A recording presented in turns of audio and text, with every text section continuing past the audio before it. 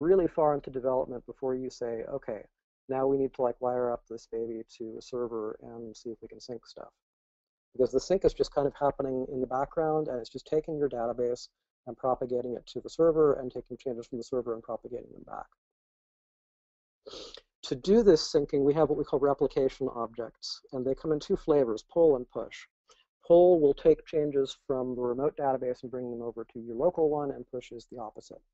So in the setup code, we will create two replications, one for going each way, and then we will hook up some NS notification observer methods to them so we can get notified when the status changes, and then we tell them to start, which will run them.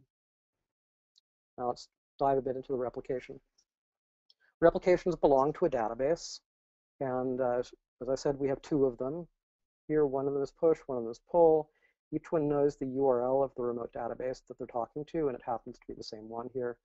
You can also add authentication parameters to a replication to specify either like a username and password, or authentication credentials for a Facebook login or Persona login, or for other custom login types. The replications will mostly just hang out in the background and run. They're smart enough to know like when to go online and offline as the network becomes available or not, and just keep copying stuff. If you want to be aware of what they're doing, then you can register for notifications. So you can do stuff like displaying a progress indicator.